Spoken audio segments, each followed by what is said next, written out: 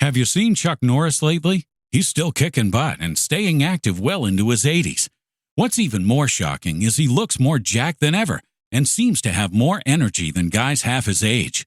And it's all thanks to Morning Kick, a revolutionary new daily drink from Roundhouse Provisions that combines ultra-potent greens like spirulina and kale with probiotics, prebiotics, collagen, and even ashwagandha. Just mix with water, stir, and enjoy.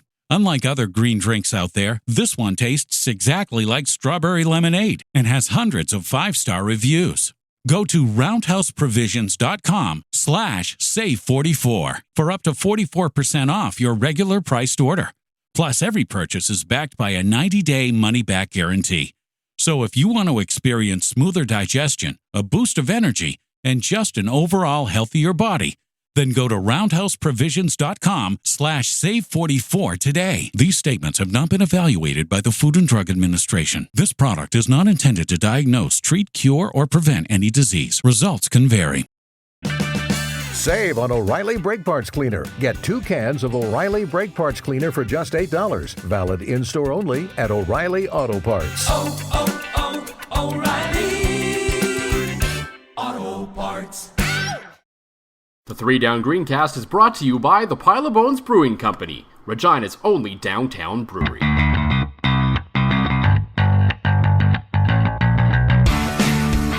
Well, mark the calendars. Today is Monday, April 29th, and history is being made here on the 3 Down Greencast with myself, Joel Gasson, and John Fraser. As you may have seen the news earlier today on Twitter, as my co-host, John Fraser, if you can believe it or not, actually did some research for this podcast. That's right. I'm giving 110% tonight, Joel. You know, I really, with the new season coming up, I figured this would be the time that if you ever wanted to get rid of me, this would be the time to do it. So I figure I should put my best foot forward. I've got an obscure beer choice. I did some research on some numbers for our CBA discussion. So, you know what, buddy? But again, come like mid-July, back to mail it in Fraser. But for now, I want to impress the hell out of you, my friend. Well, as long as you get through mid-July when I'm back, then I guess we can survive. As we'll get into it a little bit later, but yeah, I'll be gone most of June, and so be on the lookout for that, I guess, as the podcast will probably get worse. Not that it's great to begin with, but oh no, it'll no. See, my plan is to get some very credible. Because Rider Training Camp, if all goes according to plan, will again be here in Saskatoon. So my plan is to get some very credible co-hosts to put some content out, and I will do as little as possible to screw it up. That's my kind of plan. It sounds good. Sounds real good. We are still in the good books with guys like, you know, obviously Derek Taylor and Jamie Nye and Murray McCormick and Rob Vanstone. So Les Lazaruk up here. There's enough guys that I can just put a mic in front of them and go, so, Riders. It is good that you're trying a little harder, though, because the news broke this week that former CJME reporter Ariel Zer, also known as friend of the show and your backup on this show, has left to join the Rider organization. So with that in mind, she will no longer be my little backup co-host. So, since I'm on the lookout for a new backup, I guess at the same time, could also be on the lookout for a new co-host. You never know, right? You never know what could happen. So that's fair. I don't want the search for the backup to go that well that you're like, you know what? Maybe we'll just make it the switch. So I am going to give 110% until mid-July. Yeah, you're only as like in football, you're only as good as your last podcast. So fair enough. And it's been a while since we've done one, and the last one was really good. If you missed it, it was with the aforementioned Derek Taylor, as we broke kind of a loose rule that we have here. We generally don't have guests on the program, but we do break our own rules every once in a while just because it's worth it sometimes. And Derek was certainly worth it, and we thank him again for all the time he took with us. I think we took a little more time than we were expecting to take with him, but it was certainly worth it in the end. So the man doesn't interview smooth like butter, so you just got to keep it rolling, right? That's that national TV experience, right? Unlike us local slobs. That's right. So I'm intrigued. You went outside the box and you did some research on beer. So what do you got this week? this week actually brought to me by my parents as part of an Easter gift. They made the trip out from Northern Ontario, and they said, well, John, we know you don't like, we know you didn't want chocolate. You're on a bit of a diet. So what we did, they went to the local LCBO in my hometown of Atikokan, Ontario, and said, give us some craft beer. So I have from Bo's Brewery, it's a German-style amber ale called Alt Beer. Mm-hmm. And it is from, where is it? Van Vliet Hill, Ontario, just outside of Ottawa. I am so impressed that you knew that. Well, Ottawa's my hometown, and Beau's is pretty big around there, so that's how I know. Here I was. Okay, pull the curtain back for a minute. I said before we recorded, I'm like, Joel, you're going to be impressed. I did research, and I have an obscure beer choice for the show. And you just, the craft beer master you are, just come and just poo all over my dreams of surprising you. In support of you here, I don't think I've actually had that one. I just know of Beau's Brewery and a number of their beers. I don't think I've had that one, though. It's very good. It is. It's perfect for... I wouldn't call it a summer beer, as we are starting to get into spring, summer, but it is a little cooler. Yeah, not the last couple of days. Here. No. Yeah, exactly. I mean, we don't have snow like you do down in Regina. But there's no snow here either. It basically didn't snow at all. I think it snowed like in between the two cities, basically. Nice, perfect. But yeah, no, it's a good German style beer. If you can find it out in Saskatchewan, highly recommend picking it up. I know I will definitely be asking my folks to bring out some more Beau's products during their next visit. Absolutely, they definitely brew some good stuff. And if you're ever in Ottawa, they're about 45 minutes east down the 417 toward Montreal. Kind of, there's a little town there called Van Vliet Hill, and that's where you can find them. There's even their sign is on the highway, so you can't miss them.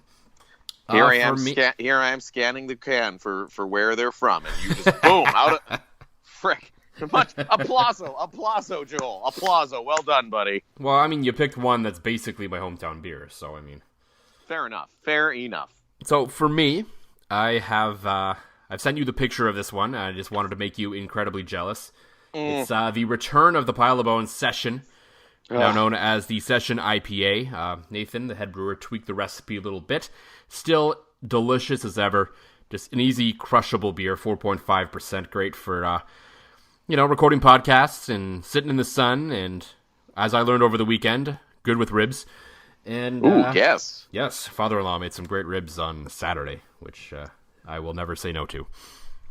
Fair enough. I mean, from the limited experience I've had meeting your father-in-law the one night where I got really drunk at his house, He seems like the kind of man that could cook some good ribs. Oh, he cooks just about anything well, quite frankly. I've yet to have a bad meal at Bill's house. Yeah, Bill seems like that kind of. He just like he has that dad aura to him. Mm-hmm. Oh yeah. Where like he's taking care of everybody, and like I bet you, like, does he own a pair of white New Balance shoes? I don't think so, no. Okay, because that would put his dad cred off the charts. But yeah, that is a man that knows his way around a grill. Yeah, and now a sous vide and a what's that thing called? The one pot thing, the Instapot, whatever that thing's called. Oh, the Instapot, yeah. I saw one of those there as well on the weekend. So, yeah, the inventory is growing. They were in Arizona for 4 months, so I think he got one cheap down there. That's probably what happened. Well played, Bill. Yeah, absolutely. So, speaking of maybe getting something cheap, but probably not, there was an interesting piece of news over the last couple of days. One that I think we knew was coming eventually. It was just a matter of when, not if. Mm-hmm. And that's the BC Lions releasing all-star middle linebacker Solomon Elimimian. Yeah. And instantly, I think everyone across the CFL got interested. And I think, for a lot of people, I think Saskatchewan was one of those teams where you knew they were going to be in the mix. Number one, they're kind of always in the mix for these kind of guys, it seems, no matter who the general manager is. Kind of like the Leafs are in the mix for everyone, except, the Riders have a chance of signing these guys. That's right. And so the question becomes now, and the report is out there that the Riders are one of three teams that have kind of been talking with Elimimian. The other teams not in it kind of makes sense for salary cap or sort of reasons why they don't kind of do this sort of thing. Yeah. Does this make sense? I think it does, and for a lot of reasons. Obviously, because he's one of the best linebackers of the generation. Yes. And so that makes a lot of sense. And you can seriously upgrade where they are at middle linebacker. And I think they have a will linebacker now in Cam Judge that they can put out there. I think he should already have surpassed Sam Hurl on the depth chart when it comes to that. So yeah. Not that Hurl can play well, but it's in general in terms of if we lump all linebackers into one spot. Yeah. So if the price is right, and I think to me the caveat of this, the important part is if they're going to go after Solomon Elimimian, and if he actually wants to come here and it's a deal they can reach, I think you got to lock him up for at least 2 or 3 years, because as I've written a few times on 3 Down Nation now, I don't really know how good this team is going to be this year. I think they're going to be okay. I just don't think there's going to be room to be okay in the West this year, unfortunately. And everything that it kind of feels like 2012 again, not quite to the same extreme, because 2011 wasn't last year wasn't atrocious by any stretch of the imagination. They were a pretty good team last year, and next year isn't quite 2013 because there's going to be other Grey Cups at Mosaic Stadium, so you don't need to go all in, but you still want to be good when you're hosting the Grey Cup. Yeah. So I think if you can get Solomon Elimimian locked up for at least 2 years, preferably maybe even 3, then I think, you make this move, because it's not just he's going to be here this year and then he's gone. It's we have this guy for a potential Grey Cup run next year. No, and absolutely, especially with the loss of Sam McGuavin, and you mentioned some of the depth at the linebacking core.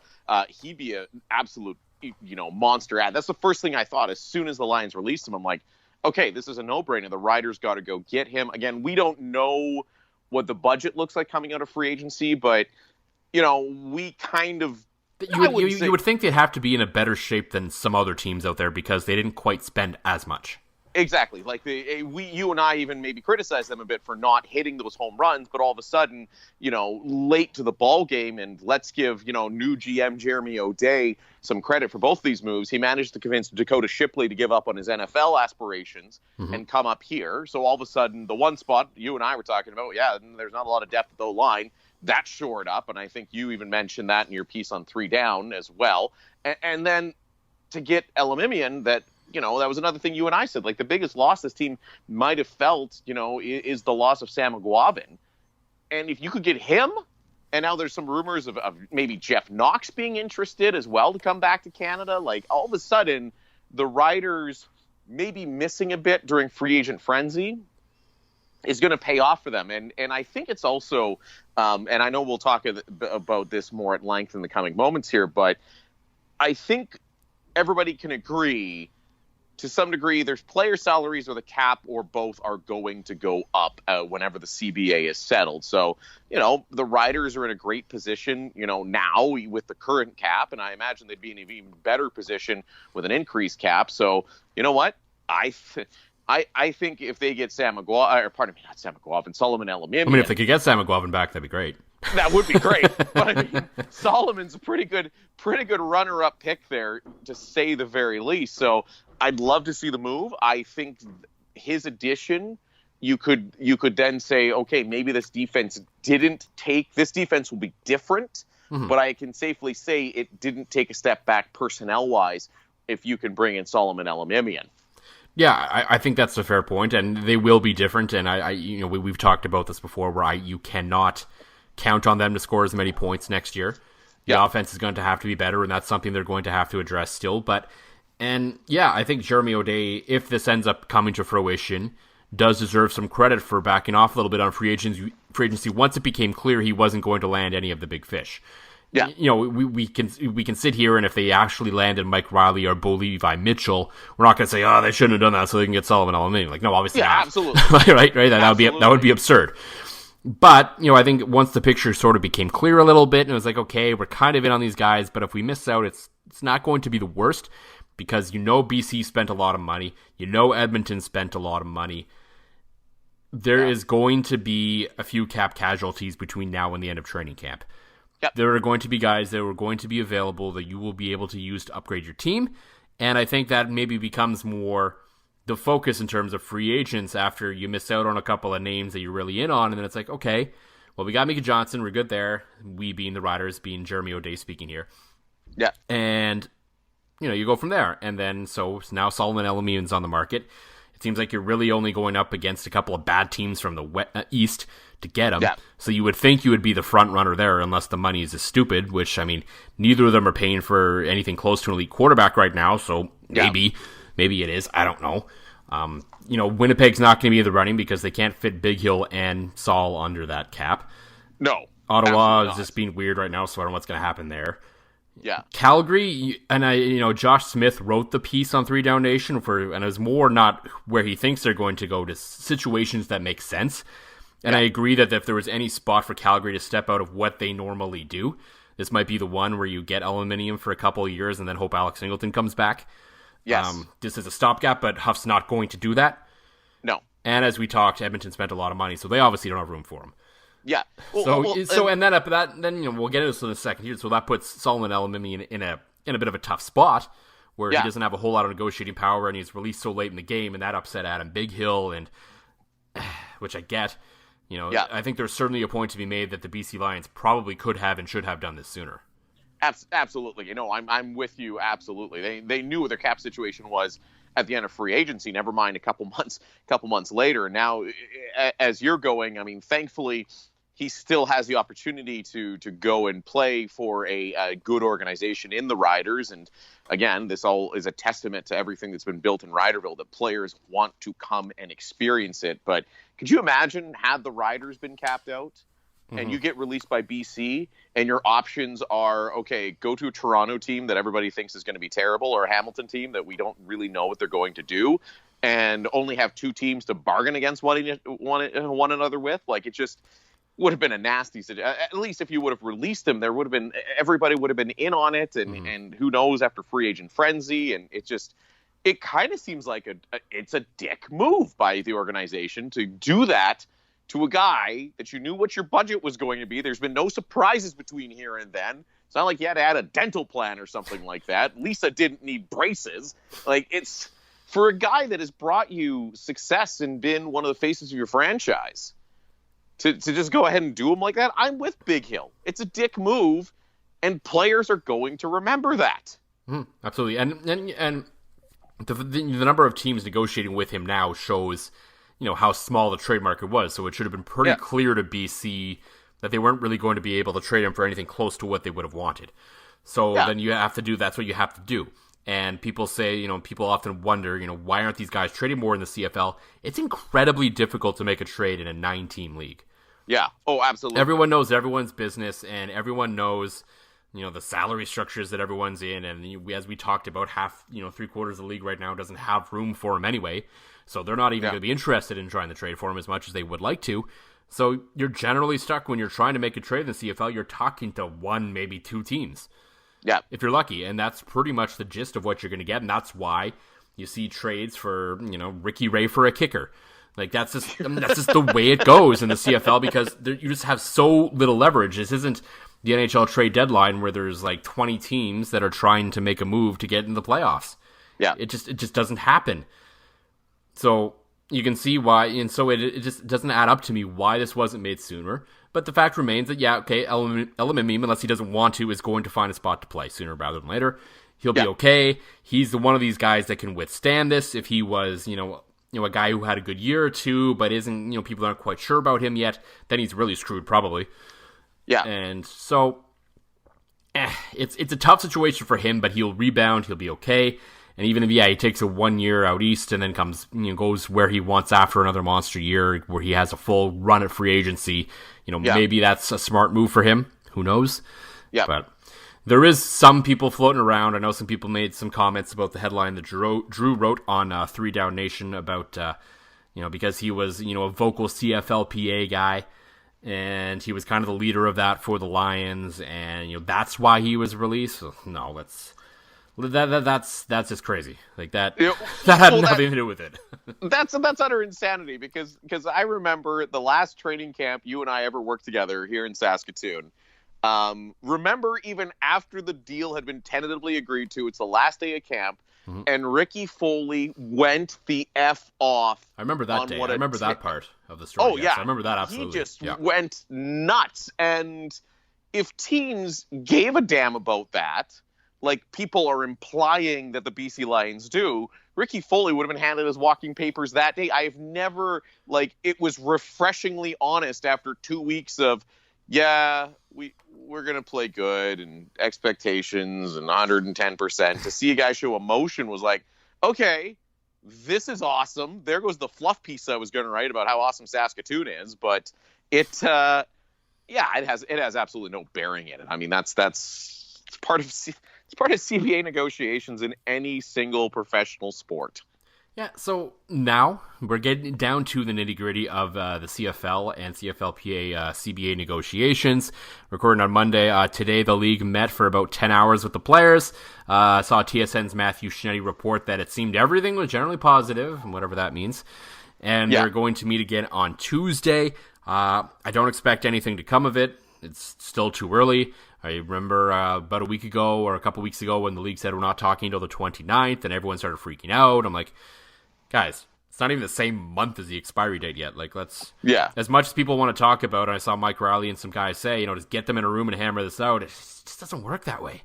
No, it doesn't work that way in any line of business. This is not unique to football. This happens in every single walk of life. Heck, this is completely different, but there was the co-op strike in Saskatoon that went for months. I'll refrain my thoughts on the co-op strike. Oh yeah, that's neither here nor there. Yeah, that's neither here nor there. But again, it's simple negotiation. You're going to get your best deal when the cards are on the table. Mm-hmm. Now, unless one of your best pals happens to work at a car dealership and can get you a 2-for-1 deal on 2 cars at any given moment, you're generally the best time to come in and buy a car is at month end because there's a twinge of desperation to hit targets and things like that. Now, you trying to sell some plans tomorrow? Oh yeah, no, there will be some cars sold tomorrow. I tell you what, Joel, I'll probably be at work till 9. That's why we can't record tomorrow because I'm gonna be at work till 9 or 10. But with this, especially with the CBA negotiation, and I think this is different because everybody's focusing on the player strike and things like this. Now, here's my bold prediction backed up by some facts and research that I was doing because facts and research are my new thing. If you ask any veteran CFLer, they all think training camp is about 2 weeks too long anyways. Right? Yep. So I think you could send a message to ownership by going on strike, making them feel the pressure a little bit, miss a couple weeks of training camp. Nobody's going to be worse for the wear. Now, unlike other professional sports where strikes and lockouts can go on and on and on, we have to realize something here with the CFL. You currently have, let's look across the league. You have ownership situations. 3 of your teams are community owned. Okay? Mm-hmm. Got BC, which is whatever. David Braley's trying to get out. And then you don't have, outside of Calgary and MLSE having their hands in the Stamps and the Argos, and who knows who's going to own the Alouettes by the time we're even done recording this podcast, you don't have the deep-pocketed owners. You don't have deep-pocketed players. You don't have deep-pocketed owners. Bob Young isn't poor by any stretch of the imagination. But Bob Young is. But, Bob, so there's one guy. And the Ottawa Sports and Entertainment Group is backed the money mostly comes from this large construction company in Ottawa called Minto. Yeah. They have money. They're fine. Oh, yeah. No, they do have money, but we're not talking about the billionaires that own NFL teams, right? No, of course not, no. We're not talking about, and I was looking at the numbers that are available are, of course, your community-owned teams, which won't have large war chests and absolutely need games to be played at their stadiums to make money. So, for example, running through the numbers, Winnipeg in their last annual report published was just north of 30 million, Saskatchewan just south of 40, Edmonton around 25 million.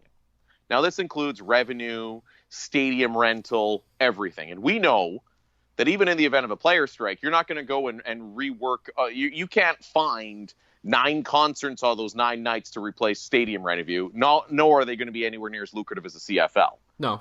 They could have had an NFL game, though. It's true. And who knows? Maybe there still will be one in Winnipeg. 56% of the Winnipeg revenue comes from gate receipts and sponsorships. Mm-hmm. That all goes away if there's an elongated strike. 60% of Edmonton's revenue comes from that. 52% of the Riders' revenue comes from that, right? So you're looking at half of the revenue for these teams that still have to own and operate and pay debt on these stadiums and keep these buildings open and bring in entertainment and stuff. Like, you just look at it from a numbers perspective. The ownership, I don't think, like, ownership's acting tough with the whole walking away from the table and everything like that. But by the numbers, there's no way that they can walk away from a CFL season from, like, each game is such a huge part of their revenue compared to, you've got billionaires that own NHL and NFL teams, right? So, no, absolutely. That all makes sense, but the financial picture for the players is even worse, right?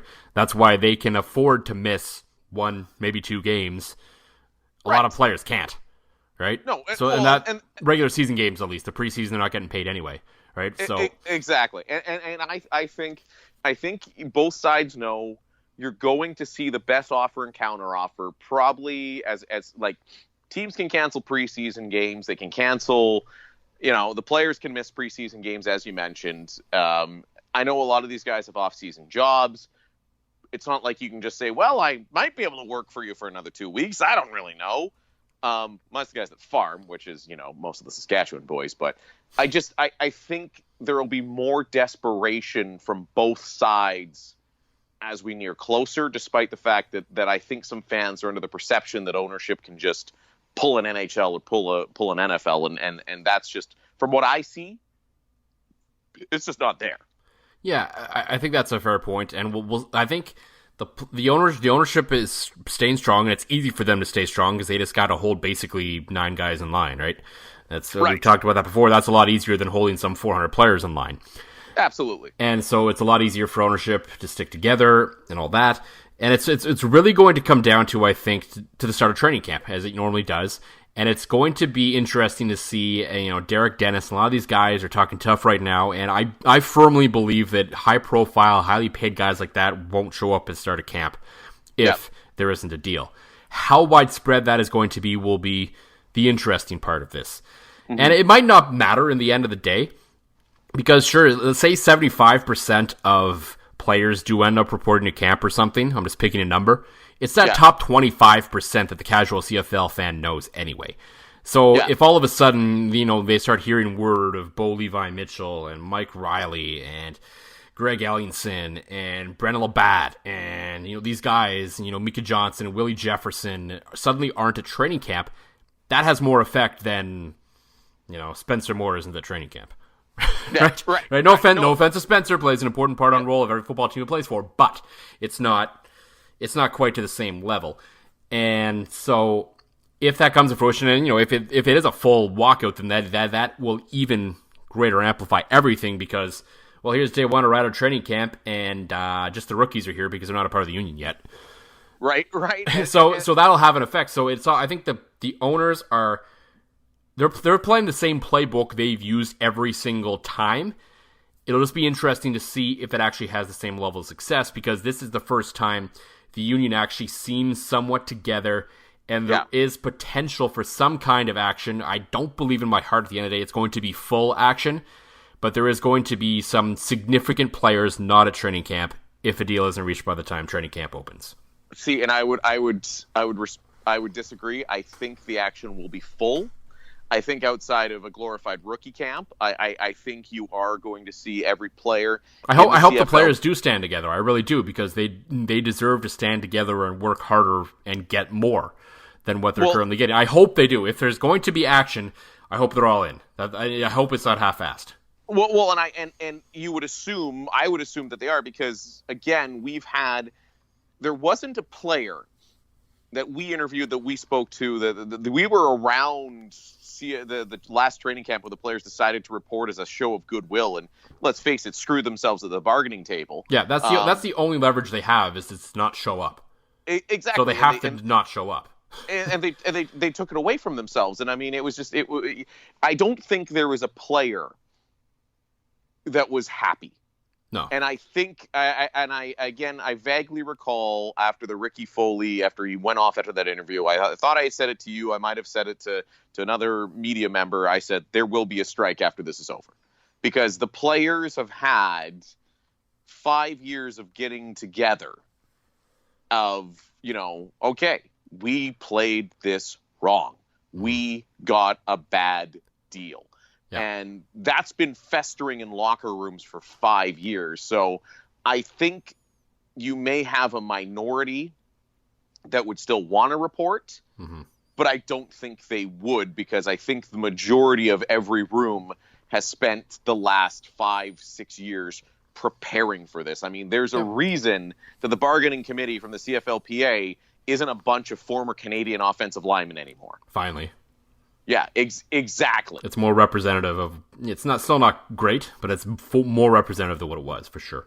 Yeah. And I hope I'm wrong, and I still just have this weird feeling in the pit of my stomach that at some point there are going to be some guys that are kind of on the bubble, and they're going to, and you know, Drew's talked about this a lot, they're going to see that paycheck at the end of the day, and, you know, it's easy to vote for a strike now when you're so far out, but if you suddenly left your off-season job, if you have one, and you see that paycheck on the horizon and this and that, I can see why it would be tempting. Again, I hope they hold together, and if unless the deal gets done before camp and everyone's happy, then that's great.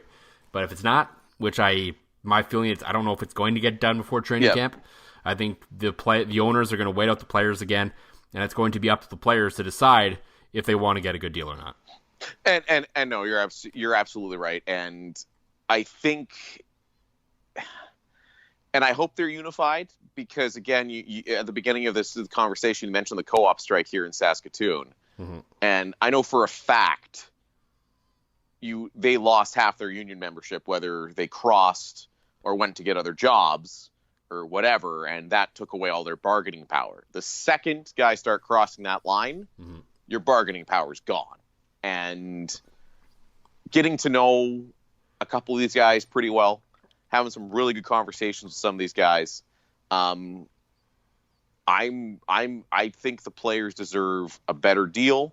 I'm not saying they should become millionaires off of playing CFL football, but again, I think you should be at least able to make it your full-time job. I would agree with that. A decently paying full-time job, and you can train in the off season, you make enough money during the regular season, you have enough health benefits afterwards that, you know what, you can go play 5 years of CFL and then go to something else. Yep, I think that's entirely fair.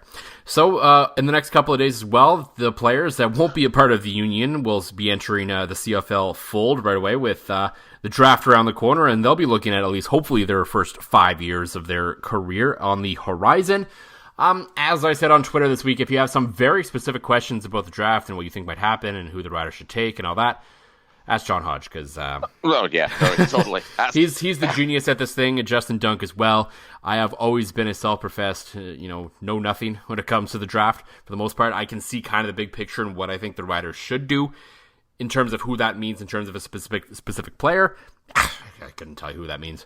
So I'm not going to sit here and fake it and pretend like I know all this about the draft, because I don't. So that's why my piece, and you alluded to it earlier, up on 3 Down just today on Monday. I did a little bit of a draft preview, and to me, the interesting part of what this draft is going to be is it's going to tell us a lot about the Jeremy O'Day Saskatchewan Roughriders. It's going to tell us a lot about how they plan to approach the draft, and basically how they, their philosophy for building a football team, because that's really where it starts. And we saw it under Chris Jones. They were a bit of riverboat gamblers at times, and Dakota Shepley came up, and that worked out, but the other guys, not really, to this point.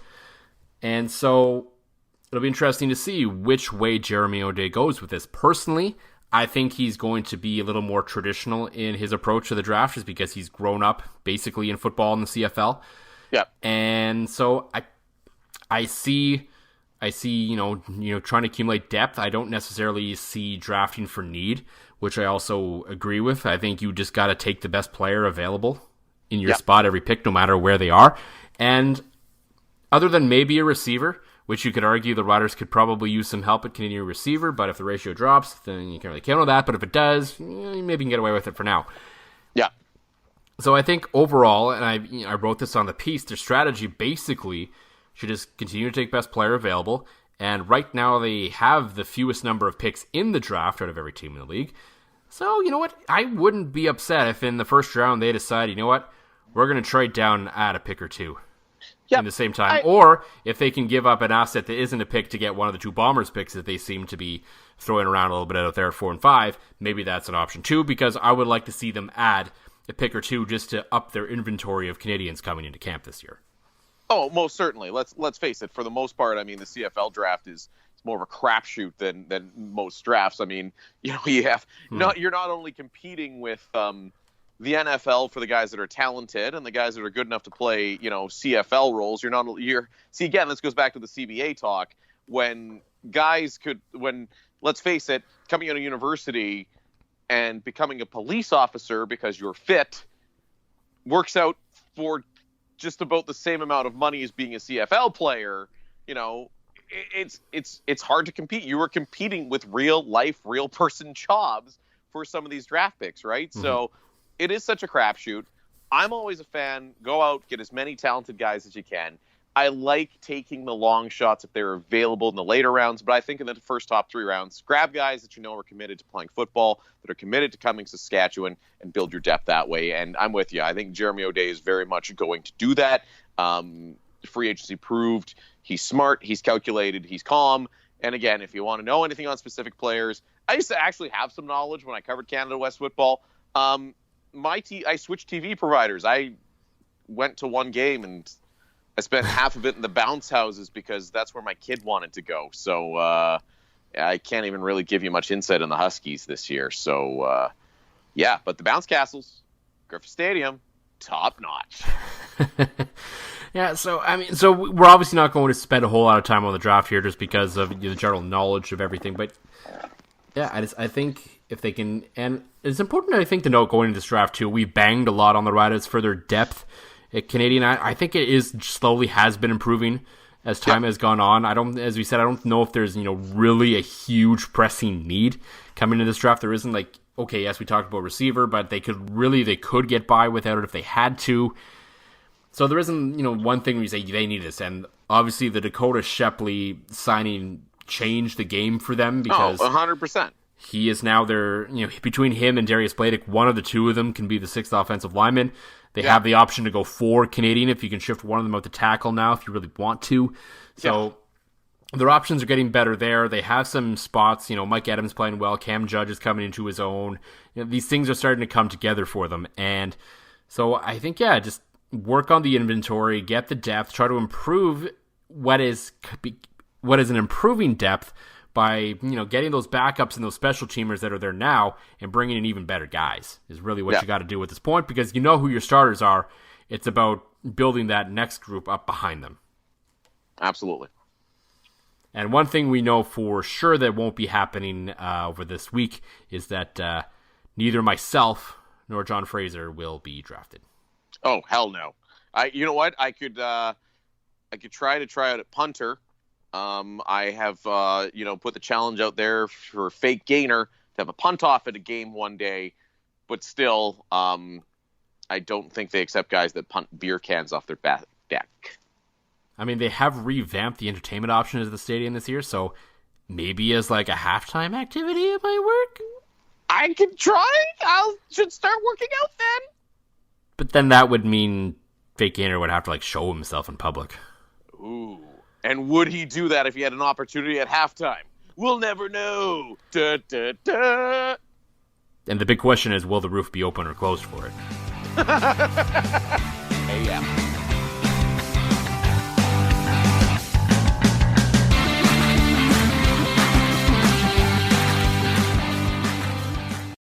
If you're a facilities manager at a warehouse and your HVAC system goes down, it can turn up the heat, literally. But don't sweat it, Grainger has you covered. Grainger offers over 1 million industrial-grade products for all your operations, including warehouse HVAC maintenance. And even better, they offer access to experts and fast delivery, so you and your warehouse can both keep your cool. Call 1-800-GRAINGER, click Grainger.com, or just stop by. Grainger, for the ones who get it done.